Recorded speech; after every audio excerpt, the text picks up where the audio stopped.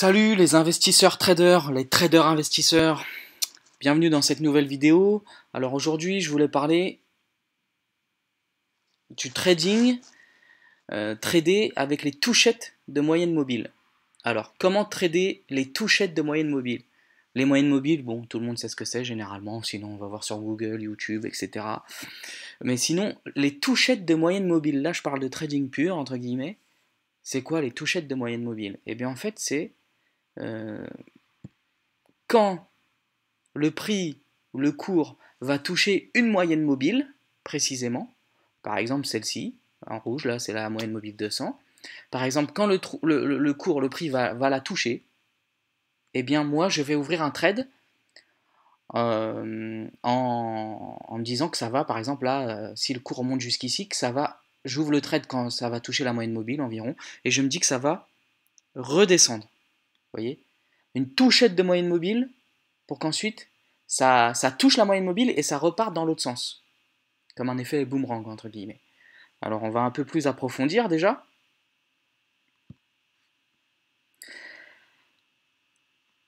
Pour prendre un trade, ouvrir un trade, en utilisant la stratégie ou la technique des touchettes de moyenne mobile, bon, comme je vous ai dit, il faut que le prix touche une moyenne mobile.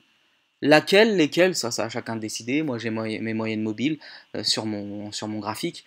Moyenne mobile 50, moyenne mobile 7, la MM200, et puis j'en ai deux autres que j'utilise, dont je parle parfois sur Telegram ou sur le site internet, que vous pouvez jeter un œil, vous pouvez voir. Mais, par exemple, alors attendez, je vais prendre un exemple concret. Quand ça touche une moyenne mobile, alors on va aller sur DAX, par exemple en 5 minutes. Voilà, 5 minutes. Par exemple ici, vous avez vu ici, la moyenne mobile 200 par exemple, les flèches, je sais pas si je vais pouvoir bien, bon, c'est pas grave, non, vaut mieux comme ça. Donc vous voyez ici, là, en 5 minutes, j'avais une moyenne mobile par exemple 200, le cours, il est venu le checker, toucher la moyenne mobile, il a redescendu, et quasiment une deuxième fois, et boum, ça a redescendu bien plus. Donc au moment, par exemple, je vous donne un exemple, où le cours il vient toucher la moyenne mobile, j'ouvre un trade à la vente, je place stop loss, take profit, bon peu importe, on verra ça après, et ensuite je vois ce que le marché fait. S'il commence à descendre, je commence à prendre un profit, etc., peut-être à protéger ABE ou autre. Voilà, ça c'est un premier exemple. Déjà par exemple, sur une moyenne mobile sur le DAX, j'en avais noté une autre, regardez, bon par exemple ici sur la moyenne mobile 50, on est en daily, c'est pas du tout du 5 minutes, donc en daily, ça peut travailler, vous voyez, moyenne mobile, c'est touché une fois, deux fois, trois fois, ça a redescendu. Sur la moyenne mobile 50, par exemple, sur l'Ethereum. Ensuite, on peut voir ça sur... alors attendez, en daily, je l'en avais parlé aussi sur une autre vidéo. Ici, une moyenne mobile que j'affectionne beaucoup. En daily, en journalier, le Bitcoin, il était redescendu, boum. Il a fait une touchette parce qu'en réalité, il n'a même pas clôturé en dehors et est revenu. Non, non. Ça a fait comme une mèche, une longue mèche. Donc, celui qui prenait position là, boum, il y avait 10 000, voire 10-15 000 dollars à prendre derrière sur le Bitcoin à l'achat. Ça, c'est trader les touchettes de moyenne mobile. Mais par exemple, vous voyez une autre ici aussi. Là, par contre, ça a fait une grande mèche bien plus bas. Mais vous voyez ce que je vais vous dire, c'est que, par contre, en 5 minutes, la touchette de tout à l'heure, elle a donné du résultat rapidement. Mais par exemple, quand c'est en daily ou en 4 heures ou en 1 heure, la moyenne mobile, si elle est en 1 heure ou en 4 heures ou autre, ça peut travailler. C'est-à-dire que le prix, le cours, il peut travailler. Par exemple, oui, voilà, par exemple ici, en daily, il a touché une première fois. Ici, c'est redescendu, ça remonte, vous voyez. Donc c'est-à-dire que même si, par exemple, ici, vous voyez, ça redescend, ça a touché la moyenne mobile, c'est remonté un peu. Mais comme c'est une bougie daily, ça se trouve, il y a eu des variations, ça se trouve, c'est remonté bien plus haut, et à la fin de la journée, c'est redescendu. Mais entre-temps, ça avait déjà touché la moyenne mobile. Donc, des fois, c'est pas parce que sur le graphe, vous voyez que les moyennes mobiles, elles se font elles se font écraser, que ça se trouve, il n'y a pas eu de variation dans la bougie en elle-même. Je ne sais pas si je suis clair. Bon, peu importe. Dans tous les cas, par exemple, cette bougie journalière, ici, sur l'Ethereum en daily, ça a touché la moyenne mobile 200. Peut-être que ça a débordé, c'est revenu, peut-être que c'est redescendu, ça a fait une mèche, c'est revenu durant toute la journée. La journée, c'est 24 heures, vous voyez, sur la bougie, là. Et après, peut-être que ça a clôturé ici. Donc, il y a eu le temps peut-être de prendre un stop loss, peut-être de prendre un take profit, 2 TP, vous voyez, de reprendre position une deuxième fois. Voilà, parce que c'est du daily, ça peut être du H4, ça peut être du 1 heure sur le graphique. Voilà, dans tous les cas, ça c'est pour toucher la touchette de moyenne mobile, sur une moyenne mobile. Par contre, ce que j'affectionne aussi encore plus, c'est de prendre un trade quand le prix arrive sur plusieurs moyennes mobiles en même temps. Sur plusieurs moyennes mobiles, sur par exemple le Nasdaq, je vais prendre un exemple, sur l'indice boursier le Nasdaq, mais sur plusieurs moyennes mobiles qui sont situées sur des unités de temps différentes. Illustrons. Alors, pour être un peu plus clair, là, je l'avais noté avant. Alors, attendez. Sur le Nasdaq, par exemple, en remontant 2-3 jours plus tôt, je crois. Voilà. Par exemple, ici. Nasdaq, allez, 14 760, 780 et des poussières, voilà. Il y a une moyenne mobile, là, que j'affectionne particulièrement, comme je vous ai dit. En 5 minutes. Vous voyez, ici, on est le 11 février à 16-17 heures. Il y a une heure d'avance sur le MT4 là. Bon, allez, on prend la bougie 16h50. Allez, entre 16h30 et 17h grosso modo. Ok, 16h30, 17h le 11 février. 14 700, 14 780. Il y a une moyenne mobile en 5 minutes. En 15 minutes, qu'est-ce que j'ai? J'en ai une autre. Vous voyez? Ici, 16h45, 16h30, 16h45, 17h, pareil. Et la moyenne mobile est située, pareil, à 10-15 points près, au même niveau que la moyenne mobile en 5 minutes. En 30 minutes, là, j'ai une autre moyenne mobile, quasiment au même prix, vous voyez, j'ai mis le rectangle. À la même heure, 16h30, c'est une moyenne mobile de 30 minutes, donc c'est une bougie de 30 minutes, donc ça va jusqu'à 17h. Donc c'est dans ce même laps de temps. Est-ce qu'en une heure, je l'ai? En une heure, je l'ai aussi. Une moyenne mobile que j'affectionne aussi particulièrement. Moyenne mobile, bougie d'une heure qui va de 16h à 17h. On est toujours dans le même timing. Comme ça, vous voyez, il n'y a pas de triche. Hein. Et en 4 heures, j'en avais une autre, mais qui est beaucoup moins bien située. Enfin, elle est en milieu de bande de Bollinger, en H4, mais il y a quand même une autre moyenne mobile, vous voyez.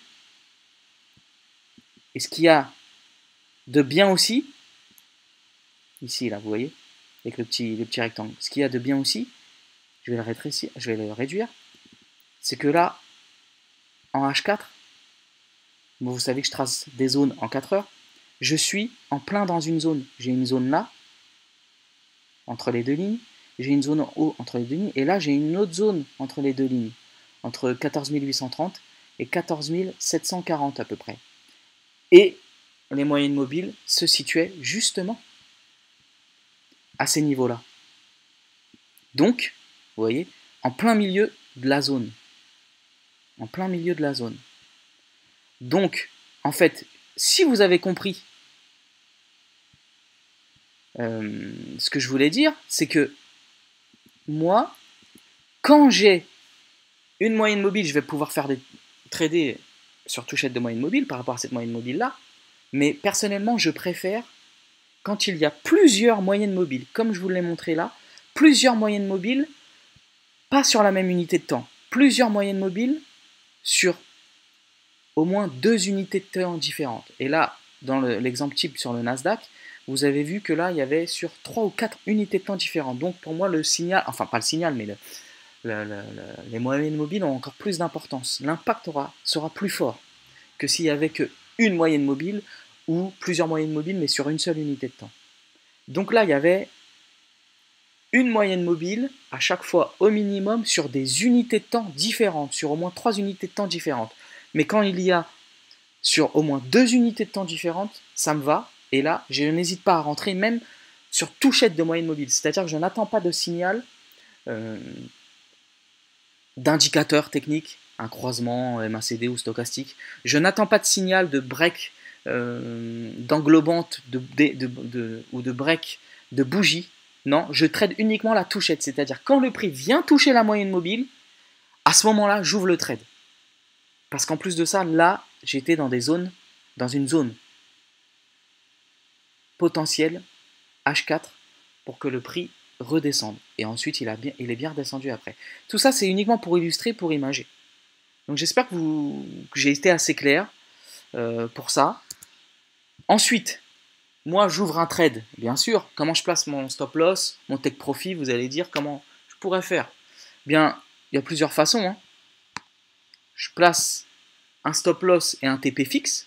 C'est-à-dire que, par exemple, tout va dépendre de l'unité de temps. Si je suis sur du 5 minutes, du 15 minutes, du 1 heure, par exemple, je vais placer et puis tout dépend de l'actif aussi, un stop loss, par exemple, fixe de 50 ou 60 points de perte, par exemple. Tout dépend aussi de la volatilité. C'est à chacun de voir ça, celui qui trade les touchettes de moyenne mobile. Si je suis sur du 4 heures, par exemple, un stop loss sur le Nasdaq, par exemple, je vais préférer le mettre à 100 points de stop loss de perte. Pareil pour le TP, au minimum. Voilà, ça peut être un stop loss fixe en fonction de l'unité de temps et en fonction de la volatilité actuelle, au moment où je prends le trade sur l'actif financier en question. Vous voyez, il y a des moments ou des périodes où sur les indices, moi j'aime bien trader les indices, où c'est la volatilité, elle est bof, quoi. Elle est basse. Donc un stop loss de 100 points, non, ça vaut pas le coup. J'attendrai pas un stop loss de 100 points, un TP de 100 points aussi pour encaisser, pour prendre des profits. Donc je vais pas placer un stop loss de 100 points. Ça pourrait être un stop loss de 30 ou 50 points maximum. Si la volatilité a augmenté comme ces temps-ci, un stop loss de 100 points, c'est peut-être plus propice. Surtout qu'il y a de la volatilité et puis tout dépend sur quelle unité de temps je vais prendre le trade. Voilà. Il y a cette façon-là aussi de faire, placer un stop loss ou un take profit sur une autre moyenne mobile. Là, c'est surtout pour take profit. Je le fais pas souvent, mais bon, si par exemple je prends un trade en H1, mais je vois qu'en 15 minutes, voilà, par exemple en H1, le trade il est là. Mais en 15 minutes, on revient sur le même graphique, hein. C'était ici. Allez, en 15 minutes ici, mais en 15 minutes, j'ai des moyennes mobiles 50 ici, je vais prendre un take profit ici, par exemple. Vous voyez ce que je veux vous dire? Parce que ça peut rebondir, etc. Et d'ailleurs, c'est ce que ça a fait. Ce qu'on peut faire aussi, pour les stop loss, là je parle pour les stop loss, c'est que j'attends, ici vous voyez, j'attends, allez, en 15 minutes, mais comme là, par exemple, il y a plusieurs moyennes mobiles sur différentes unités de temps, mais bon, on va prendre l'exemple là. Si là j'attends, ça touche la moyenne mobile, vous voyez, ça déborde, il y a un excès, mais par exemple, au bout de 50 points, la bougie 15 minutes, elle clôture au-dessus de la moyenne mobile, alors que moi j'ai pris un trade à la vente pour que ça redescende. Mais imaginons que ça clôture au-dessus, en 15 minutes ou en 30 minutes. Là je me dis, bon, ça sent mauvais, ça sent très mauvais, donc j'ai peut-être pas encore placé mon stop loss parce que je trade mon stop loss, je le place en clôture de bougie, et bien là ça a clôturé, je place mon stop loss 15 points au-dessus de la bougie, et puis advienne que pourra. Et voilà, et généralement ça va remonter et le stop loss sera pris, mais au moins j'aurais respecté ma stratégie de placer mon stop loss en clôture, de prendre ma perte en clôture de bougie au-dessus de la moyenne mobile si je tradais à la vente, ou en dessous de la moyenne mobile si je tradais à la hausse. Vous voyez? Alors, trader les moyennes mobiles, c'est ça. Trader les touchettes de moyenne mobile. Donc moi, le combo parfait, je ne l'ai pas noté. Ah si, je l'ai noté. Le combo parfait, le meilleur pour moi, la meilleure configuration, c'est qu'il y ait plusieurs moyennes mobiles, ou une moyenne mobile sur plusieurs unités de temps différentes, comme on l'a vu sur l'exemple du Nasdaq, au moins une moyenne mobile sur plusieurs unités de temps différentes, mais aussi dans une zone de prix. Quand les moyennes mobiles vont se situer dans une zone de prix, je vais viser un profit, je vais viser plusieurs dizaines de points. Vous voyez? Moi, je fais de l'intraday, je vais viser plusieurs dizaines de points au minimum, même voire 100 points ou même plus. Par contre, si je fais des touchettes de moyenne mobile qui sont hors des zones de prix. Là, toutes mes conditions ne sont pas réunies. Ça va pas être pour du swing, vous voyez ce que je veux dire, ça va vraiment pour prendre quelques points, quelques dizaines de points, et je ne m'attarderai pas dessus, ni en perte, ni en profit. Donc c'est pour ça que moi, le meilleur, je privilégie au moins une moyenne mobile sur différentes unités de temps, sur plusieurs unités de temps différentes, et dans une zone de prix, j'aurais déjà tracé à la base. Par exemple, moi je le fais en H4 sur les zones de prix. Ce qui est toujours important, je le répète souvent, de bien placer et de respecter le stop loss, son stop loss. Si on prend un stop loss, c'est pas grave, ça fait partie du trading. Si on prend un TP, tant mieux, ça fait partie du trading et ça fait toujours plaisir, quoi qu'il arrive. Le plus important, le prix. Les moyennes mobiles, c'est bien, mais si elles sont dans des zones de prix, ce que je vous ai dit, ce que je répète plusieurs fois depuis tout à l'heure, eh bien, c'est ça le principal, c'est mieux. Le plus important, c'est que les moyennes mobiles soient placées dans des zones de prix. Si elles sont placées en dehors des zones de prix que j'aurais moi définies à l'avance, bien je vais peut-être les trader, mais pas sûr, vous voyez. C'est pas ça que je vais privilégier. Là, j'accorderai moins d'importance aux moyennes mobiles. J'espère en tout cas que ça aura été clair pour vous. J'espère que trader les touchettes de moyennes mobiles, si certains le font, bien ça aura pu vous démontrer moi comment je fais, c'est mon approche, il n'y a aucun conseil financier là-dedans, je donne aucun trade précisément en plus de ça, c'est vraiment uniquement quelques conseils. Voilà, cette touchette de moyenne mobile, entre guillemets, on peut l'utiliser en investissement, que ce soit sur les crypto-monnaies ou autres actifs financiers, mais sur du long terme, ça ne va pas être du 15 minutes, ça ne va pas être du 4 heures, ni du daily, ça sera généralement plus sur du weekly, donc de l'hebdomadaire et du mensuel, pas forcément en touchette, mais quand je vais voir une moyenne mobile qui va arriver sur des grosses unités de temps, du trimestriel, du mensuel ou du weekly, là je vais me dire, je vais pouvoir commencer à investir en DCA ou autre sur cette zone de prix là qui est autour de la moyenne mobile, si vous voyez ce que je veux dire. Et puis voilà, tout simplement. J'espère que la vidéo vous aura plu. Dans tous les cas, merci de l'avoir regardé jusqu'au bout pour ceux qui auront suivi. Comme toujours, n'hésitez pas à rejoindre le canal Telegram dans la description. On like, on s'abonne, etc. Merci à tous. Je vous dis à la prochaine. Allez, ciao, bye bye.